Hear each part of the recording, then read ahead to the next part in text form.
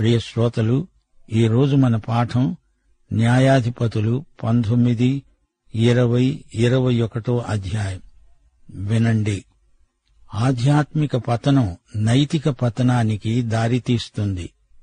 బెన్యామీను గోత్రంలో జరుగకూడని అత్యాచారాలు జరిగాయి. జాతీయంగా ఇశ్రాయేలీయులు ఎంతో నష్టపోయారు.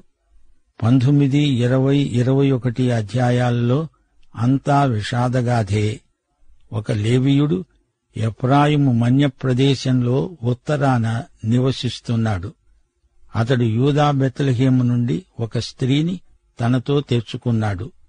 ఆమె అతని ఉపపత్ని.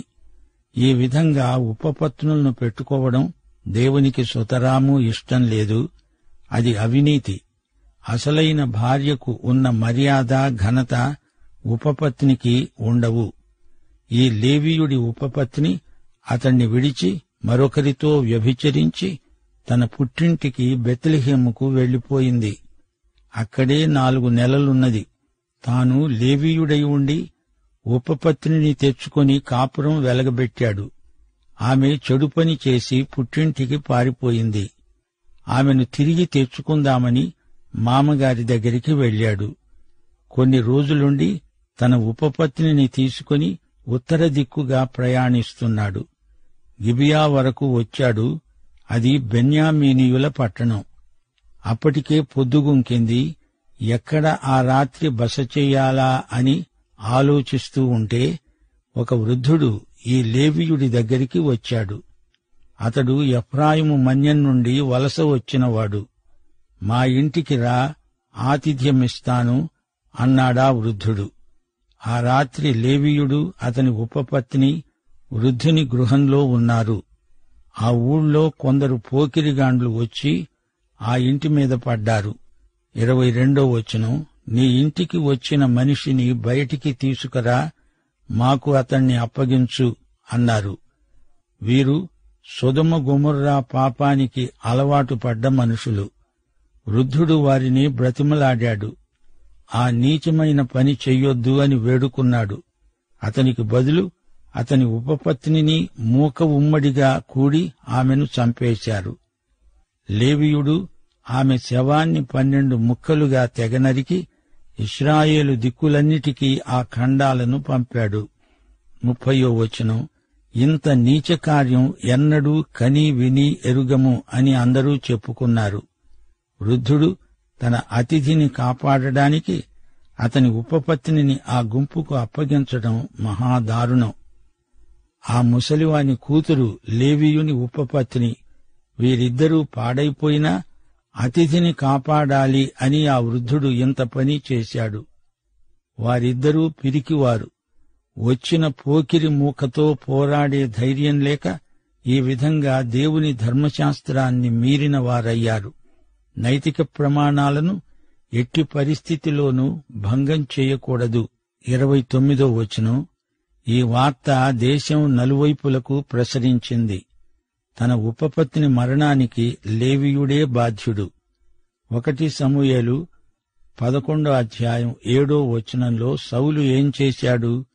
కాడి ఎడ్లను తీసి తునకలుగా చేసి ఇశ్రాయేలీయుల దేశములోని నలుదిక్కులకు దూతల చేత వాటిని పంపి, సౌలుతో సమూయేలుతో చేరనివాడెవడో వాని ఎడ్లను నేను ఈ ప్రకారంగా చేస్తాను అని వర్తమానం పంపాడు.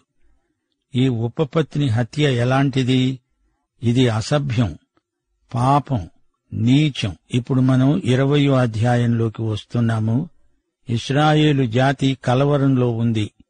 మతభ్రష్టత్వం, ఆ తరువాత నైతిక పతనం, దాని తరువాత రాజకీయ కలవరం. లేవీయుడు తన ఉపపత్నికి జరిగిందంతా మిస్పా సమావేశంలో అందరి ఎదట బహిరంగంగా సాక్ష్యమిచ్చాడు. గిబియాలో తనకు సంభవించిన ఘోరమైన విపత్తును వారందరికీ వివరించి చెప్పాడు.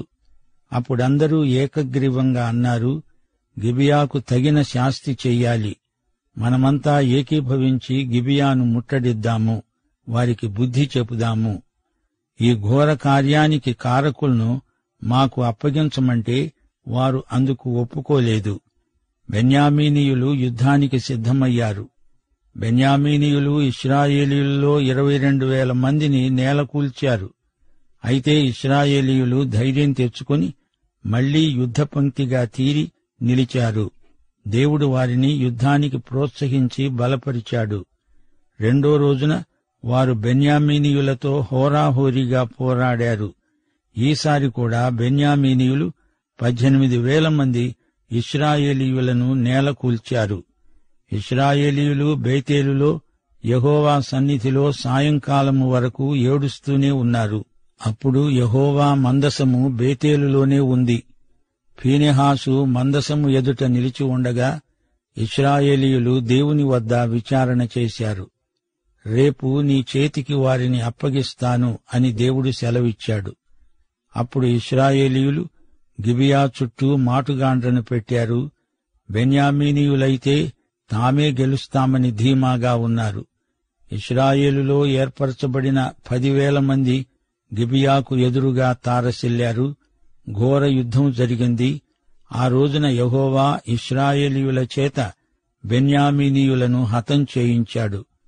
బెన్యామీనీయులలో 25,100 మంది హతమయ్యారు. 36వ వచనం. బెన్యామీనీయులు తమకు అపజయం కలిగిందని ఒప్పుకున్నారు. మాటుగాండ్లు త్వరపడి గిబియాలో చొరబడి పట్టణంలోని వారిని హతం చేశారు. పొగ గొప్ప మేఘంలాగా పైకి లేచింది. అది మాటుగాండ్ర సంకేతం. బెన్యామీనీయులు పారిపోతూ ఉంటే ఇశ్రాయేలీయులు వారిని తరిమి కొట్టారు. బెన్యామీనీయులలో 25,000 మంది పరాక్రమవంతులు హతమయ్యారు. మరో విడత ఇశ్రాయేలీయులు బెన్యామీనీయుల మీదికి వచ్చిపడి పట్టణాలన్నిటినీ హతం చేశారు. వాటిని అగ్నితో కాల్చివేశారు. శ్రోతలు వింటున్నారా? ఇశ్రాయేలీయులు బెన్యామీనీయులపై కఠిన చర్య తీసుకున్నారు.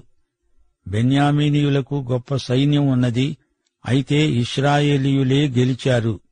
బెన్యామీనీయులు చిట్టచివరికి ఘోర పరాజయం చవిచూచారు. దేవుడు బెన్యామీనీయుల అవినీతిని ఈ విధంగా శిక్షించాడు. బెన్యామీను గోత్రం నైతికంగా హీనస్థితికి దిగజారిపోయింది. మీకు జ్ఞాపకముందా? యాకోబు కనిష్టపుత్రుడు బెన్యామీను. అతని కోసం యూదా తన ప్రాణం పెట్టడానికి సిద్ధమయ్యాడు. అయితే రానురాను బెన్యామీను గోత్రంలో అవినీతి, దొండగం, దౌర్జన్యం ఎక్కువైపోయాయి. రాజకీయంగా వారిలో అరాచకం చెలరేగింది. దేవాలయంలో ఆరాధన ప్రమాణాలు పడిపోయాయి. కుటుంబాల నైతిక ప్రమాణాలు అడుగంటిపోయాయి. చివరికి అంతా అరాచకమైపోయింది. న్యాయాధిపతుల గ్రంథం చిట్ట చివరికి వచ్చాము. 21వ అధ్యాయంతో ఈ గ్రంథం సమాప్తమవుతుంది. ఇప్పుడు ఈ యుద్ధం సంగతి మరోసారి చూడండి. ఈ ఘోర యుద్ధంలో బెన్యామీనీయులు అధిక సంఖ్యలో నశించారు. ఇశ్రాయేలీయులకు మొదటి రాజు సౌలు. అతడు బెన్యామీను గోత్రికుడు. ఎస్తేరు రాణి బెన్యామీను గోత్రం నుండే వచ్చింది. అపొస్తలుడైన పౌలు కూడా ఈ గోత్రం నుంచే వచ్చాడు. ఈ అధ్యాయంలోని సంఘటనలు ఇంత దూరం రావలసినవి కాదు. గిబియాలోనే స్థానికంగా ఈ సమస్యను పరిష్కరించుకుంటే సరిపోయేది. తమ దుర్మార్గాన్ని సమర్థించుకోవడం కోసం యుద్ధం చేశారు. దానివలన ఎంతో జన నష్టం. చిన్న సమస్యలను స్థానికంగా అక్కడికక్కడే అప్పటికప్పుడే పరిష్కరించాలి గాని వాటిని ఈ విధంగా పొడిగించకూడదు. జాగ్రత్తగా వ్యవహరించాలి. పరిస్థితులను చేయిజారిపోనివ్వకూడదు. ఈ అధ్యాయంలో మరో వాస్తవాన్ని గుర్తించండి. మొదటిసారి ఇశ్రాయేలీయులు ఓడిపోయారు. ఇలాంటి సంఘటనే యెహోషువ కాలంలో హాయిలో జరిగింది. వీరు కూడా యెహోషువ పద్ధతినే అనుసరించారు. మాటుగాండ్రను పెట్టారు. అంత మాత్రాన జయం కలగదు. కాని వారి విజయ రహస్యం ఇదే: యెహోవా వారికి తోడై ఉన్నాడు. విజయం ఆయనే వాగ్దానం చేశాడు. 20వ అధ్యాయంలో యెహోవా మందసం పేర్కొనబడింది. ఇది నిబంధన మందసం. న్యాయాధిపతుల గ్రంథంలో ఇక్కడ మాత్రమే యెహోవా మందసం పేర్కొనబడడం విశేషం. బేతేలులో మందసం ఉంది. అక్కడ ప్రధాన యాజకుడు ఫీనెహాసు. భక్తి ప్రజలలో క్షీణించిన సూచన కనపడుతోంది. అందుకే దేవుడు వారిపై కఠిన చర్య తీసుకున్నాడు. శ్రోతలు, రండి 21వ అధ్యాయంలో ప్రవేశిద్దాము. ఇది ఈ గ్రంథంలో చిట్ట చివరి అధ్యాయం. బెన్యామీను గోత్రం చాలా వరకు హతమైపోయింది. సంతాపం వెలిబుచ్చబడింది. జాతీయ భ్రష్టత్వం దేవుని దృష్టిలో ఎంతో హేయమైనదిగా పరిగణించబడింది. ప్రజలలో ఆధ్యాత్మిక విలువలు లోపించాయి. పునాదులు పాడైపోతూ ఉంటే కొద్దిమంది నీతిమంతులు బాధపడుతూ ఉంటారు. నాటి నుండి నేటి వరకు లోక పరిస్థితులు రానురాను మరీ అధ్వాన్నమైపోతున్నాయి. శ్రోతలు, ఈ అధ్యాయంలోని వివరాలు జాగ్రత్తగా వినండి. ఇశ్రాయేలీయులు మిస్పాలో ప్రమాణం చేసుకున్నారు. తమలో ఎవడూ తన కుమార్తెను బెన్యామీనీయునికి ఇవ్వకూడదు. ప్రజలు బేతేలుకు వచ్చి సాయంకాలం వరకు కూర్చున్నారు. బహుగా ఏడ్చారు. అన్నారు, యెహోవా, ఇశ్రాయేలీయుల దేవా, నేడు ఇశ్రాయేలీయులలో ఒక్క గోత్రం లేదు. ఇది ఇశ్రాయేలుకు ఎందుకు సంభవించింది? మరునాడు జనులు వేకువనే లేచి అక్కడ బలిపీఠము నిర్మించి బలులర్పించారు. దేవుని యొద్ద విచారణ చేశారు. మిస్పాలో దేవుని పక్షమున రానివారు ఎవరు? అట్టివారికి మరణశిక్ష విధించాలి. బెన్యామీను గోత్రము కొట్టివేయబడినందున సంతాపం చెందారు. ఏవేవో ప్రతిజ్ఞలు చేస్తున్నారు. అయితే ఇశ్రాయేలీయులు స్వతంత్రించి చేసిన పని దేవుని ఆమోదం పొందలేదు. ఇది వారి అనుభవం. దేవుని యొద్ద విచారణ చెయ్యగా యాబేష్ గిలాదు నుండి సేనలోకి ఎవడూ రాలేదని తేలింది. పరాక్రమశాలులైన 12,000 మందిని పంపించి యాబేష్ గిలాదు వారినందరినీ హతం చెయ్యాలి. అక్కడి పురుషులను చంపి కన్యకలను మాత్రము తెచ్చారు. మరల బెన్యామీనీయులతో సంధి చేసుకొని వారి పురుషులకు ఈ కన్యలనిచ్చి పెళ్లి చేశారు. రిమ్మోను కొండ గుహలో ఈ సంధి ఒడంబడిక జరిగింది. అయితే ఇంకా 200 మంది పురుషులు మిగిలారు. వారికి భార్యలు కావాలి. అప్పుడు వీరు జరిగిన దానికి పశ్చాత్తాపం వెలిబుచ్చారు. తప్పు తమది కాదని యెహోవా పేరు చెప్తున్నారు. 15వ వచనం, యెహోవా ఇశ్రాయేలు గోత్రములలో లోపం కనిపించగా వారేమన్నారు? యెహోవాయే ఈ లోపం కలుగజేశాడు గనుక బెన్యామీనీయులందర్నీ చంపేస్తాము అంటున్నారు. ఇది ఇశ్రాయేలీయులు చేసిన తప్పు. ఈ రోజున చాలామంది విశ్వాసులు తాము చేసిన తప్పులకు ఫలితం అనుభవిస్తూ దేవుణ్ణి నిందిస్తూ ఉంటారు. కొన్నిసార్లు సైతాను చేసిన పనిని దేవుడే చేసినట్లు అపార్థం చేసుకొని దేవుణ్ణి నిందించే బలహీన విశ్వాసులు మన మధ్య లేకపోలేదు. యోబుకు ఆస్తి నష్టం, కుటుంబ నష్టం, ఆరోగ్య నష్టం కలిగించింది ఎవరు? సైతాను. యోహాను సువార్త 10వ అధ్యాయం 10వ వచనంలో ప్రభువు అన్నాడు, దొంగ దొంగతనమును, హత్యను, నాశనమును చేయడానికి వస్తాడుగాని మరి దేనికి రాడు. గొర్రెలకు జీవం కలగడానికి, అది సమృద్ధిగా కలగడానికి నేను వచ్చాను. 1 యోహాను 3వ అధ్యాయం 8వ వచనం, అపవాది క్రియలు లయపరచడానికే దేవుని కుమారుడు ప్రత్యక్షమయ్యాడు. న్యాయాధిపతులు 21వ అధ్యాయం 14వ వచనం, భార్యల సమస్య ఇంకా తీరలేదు. సమాజ ప్రధానులు బెన్యామీను గోత్రములో స్త్రీలు నశించి ఉండడం చూచి ఇప్పుడు మనమేమి చెయ్యాలి అని ఆలోచించసాగారు. ఇశ్రాయేలీయులలో నుండి ఒక గోత్రము తుడిచివేయబడకుండా బెన్యామీనీయులలో తప్పించుకున్న వారికి స్వాస్థ్యము ఉండాలి అన్నారు. మరి ఈ తెలివి ఇంతకు ముందు ఎక్కడికి పోయింది? చేసిన తప్పును సవరించుకునే ప్రయత్నం చేస్తున్నారు. ముందే ఇంతమాత్రం అవగాహన ఉంటే యుద్ధం తప్పేది గదా. అంత జననష్టం వాటిల్లేది కాదు. ఇశ్రాయేలీయులలో ఎవడైనా తన కుమార్తెను బెన్యామీనీయునికి ఇస్తే అతన్ని నిర్మూలం చేస్తామని ప్రమాణం చేశామే అంటారేమిటి? దేవుడు చెప్పింది చెయ్యరుగాని తమ ప్రతిజ్ఞను భంగపరచడానికి వీరికెంతో బాధ అనిపిస్తోంది. ఇలాంటి ప్రతిజ్ఞలు, శపథాలు దేవునికి కోపం తెప్పిస్తాయి. హెరోదు రాజు తానేదో శపథం చేశానని చెప్పి యోహానుకు శిరచ్ఛేదం చేసినట్లే ఉంది ఈ కథ. అది సరే, ఇప్పుడు ఈ భార్యల సమస్య ఎలా తీరాలి? 19వ వచనం, షిలోహులో ప్రతి ఏటా పండగ జరుగుతుంది గనుక మీరు వెళ్లి ద్రాక్ష తోటలలో మాటున ఉండి షిలోహు స్త్రీలు నాట్యమాడడానికి బయలుదేరగా మీరు వచ్చి ప్రతివాడు ఒకదాన్ని పట్టుకుని బెన్యామీనీయుల దేశానికి తీసుకువెళ్లాలి, దాన్ని పెళ్లాడాలి. ఇదెక్కడి పరిష్కారం? ఆ ప్రాంతపు స్త్రీలు అసభ్యంగా నాట్యం చేస్తారు.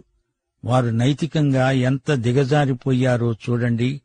ఇశ్రాయేలు పెద్దల సలహా ఎలాంటిది? మనుషులను ఇలా అపహరించడం ధర్మశాస్త్ర విరుద్ధమైన చర్య. ఇది గొప్ప నేరం. నాట్యమాడే ఈ స్త్రీలు ఎవరు? వీరు ఇశ్రాయేలీయుల కుమార్తెలే. వారిని మాకిచ్చినట్లు ఇవ్వండి, మేము వారికిస్తాము.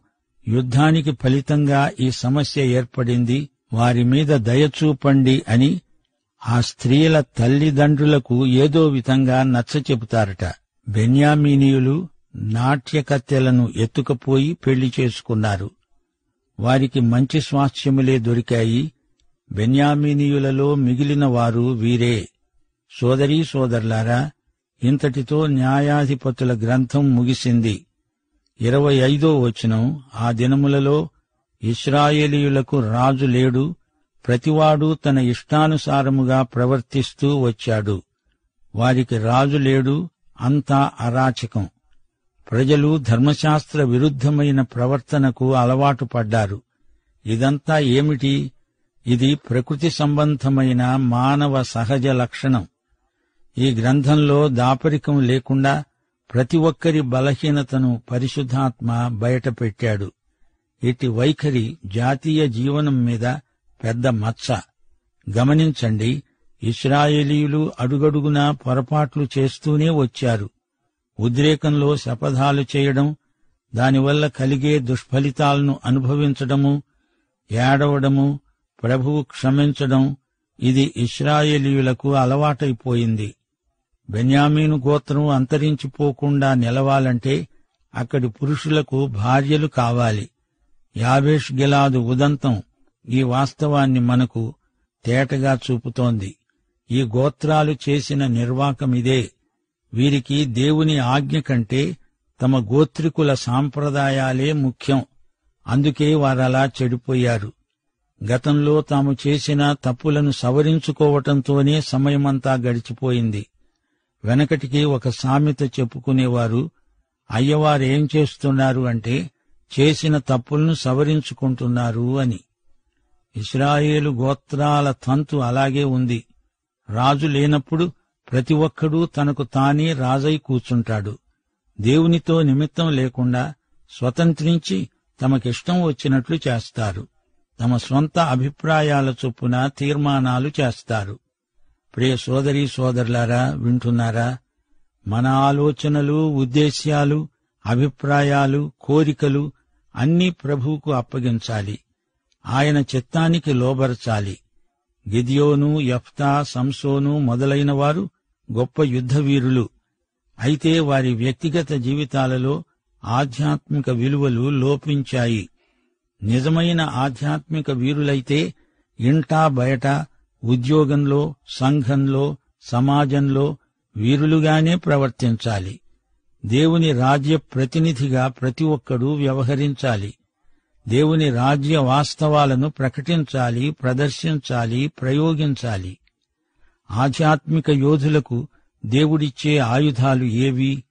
ఉన్నతమైన నీతి ప్రమాణాలు, సత్యము, దేవుని యందలి అచంచల విశ్వాసము, దేవుని వాక్య అనుభవము. ఆధ్యాత్మిక జీవితంలో ఓడిపోయేది ఎవరు? పరలోక మహిమైశ్వర్యాన్ని నిర్లక్ష్యం చేసి లౌకిక ఐహిక సుఖభోగాలను ఆశించేవారే ఓటమిని చవిచూస్తారు. ఈ రోజున దేవునికి ఆధ్యాత్మిక యోధులు, వీరులు, శూరులు కావాలి. ప్రియ శ్రోతలు, జ్ఞాపకముంచుకోండి, న్యాయాధిపతుల గ్రంథంలో మొదటి 16 అధ్యాయాలు శత్రువులతో ఇశ్రాయేలీయులు చేసిన యుద్ధాలు వర్ణించబడ్డాయి. దేవుని సాయంతో ఇశ్రాయేలీయులు ఘన విజయాలు సాధించారు. దేవుడు న్యాయాధిపతులను వారికోసమే పంపాడు. ఈ న్యాయాధిపతులందరూ స్వాతంత్ర్య సమర యోధులు. అయితే చివరి 5 అధ్యాయాలలో ఇశ్రాయేలీయులు తమకు తామే శత్రువులైపోయారు. అంతఃకలహాలే వారి క్షీణానికి కారణం. బయట శత్రువులు కాదు, వీరి అంతఃశత్రువులే అపజయానికి కారకులు. ఇశ్రాయేలీయులు దారి తెన్ను కానరాని నైతికారణ్యంలో చిక్కుబడిపోయారు. శ్రోతలు, ఈ గ్రంథం ముగిసింది. చివరికి మిగిలిందేమిటి? ఇశ్రాయేలీయులు తమ శత్రువుల వేషభాషలను అనుకరించసాగారు. మా శ్రోతలకు ఒక ముఖ్య ప్రశ్న: ప్రభువు యొక్క మహాకృపను బట్టి ఆయన యందు మీరు బలవంతులవుతున్నారా? యేసు ప్రభువు కోసం అందర్నీ ప్రేమించాలి గాని ప్రభువును ప్రభువు కోసమే ప్రేమించాలి. ప్రేమిస్తున్నారా? పాఠం ఇంతటితో సమాప్తం. మన ప్రభువైన యేసుక్రీస్తు వారి కృప, తండ్రి అయిన దేవుని ప్రేమ, పరిశుద్ధాత్మ యొక్క అన్యోన్య సహవాసము, సమాధానము మనకందరికీ నిత్యత్వము పర్యంతము తోడై ఉండునుగాక. ఆమేన్.